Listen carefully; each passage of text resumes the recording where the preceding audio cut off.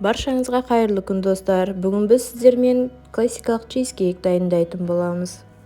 Бөлме температурасында еріп тұрған майымыздың үстіне қант ұнтағын салып араластырып аламыз. Одан кейін жұмыртқаның сарысын салып біркелкі болғанша араластыруымыз қажет. Електен өткізілген ұнымызды саламыз, бадам ұнын саламыз, қопсытқышымызды, шым-шым тұз және лимон цедрасын салып жақсылап араластырып аламыз. Жақсылап араластырып алғаннан кейін қамырымызды илемейміз. Тек қана бір түйінге жинап, целлофанға салып, 1 сағатқа тоңазытқышқа салып қоямыз. Енді осылай 2 пергамент қағазын кесіп дайындап аламыз. Ортасына тоңазытқыштан алған қамырымызды қойып, оқтаудың көмегімен жайып аламыз.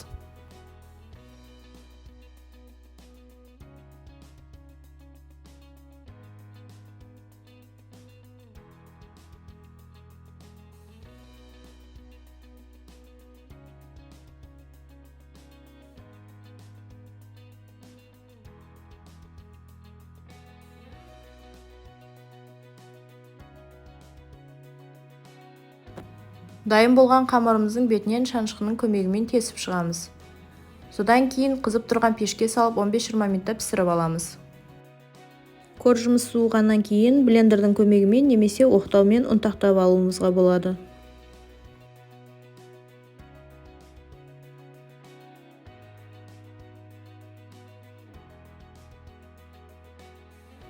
Дайын болған ұнтағымызды бір ыдысқа салып, үстіне ерітілген майымызды салып, жақсылап араластырамыз.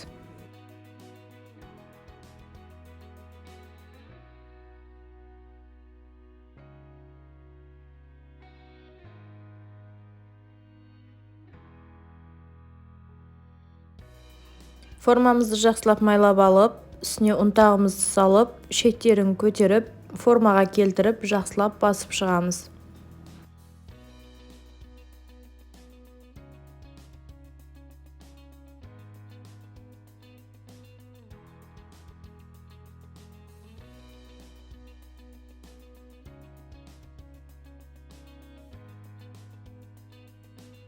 Енді 180 градуста 5 минут пешке салып аламыз. Енді салмасын дайындаймыз. Ол үшін сүзбелі ірімшіктің үстіне қантымызды салып, жақсылап араластырып аламыз.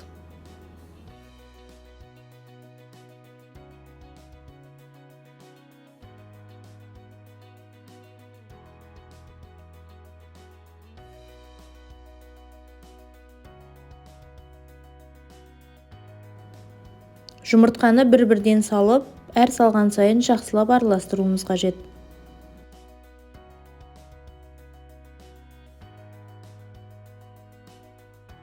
Енді кілегейімізді құйып, оның үстіне лимон цедрасын және лимон шырынын салып, жақсылап араластырамыз.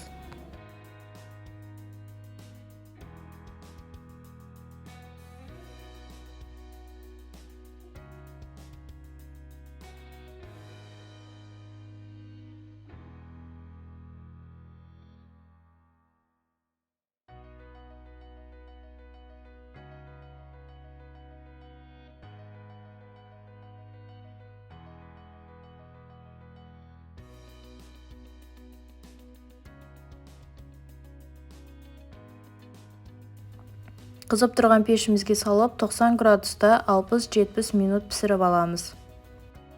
Сіздермен болған Айгерім. Пікір жазып, комментарий қалдырып, каналға тіркелуді ұмытпаңыздар.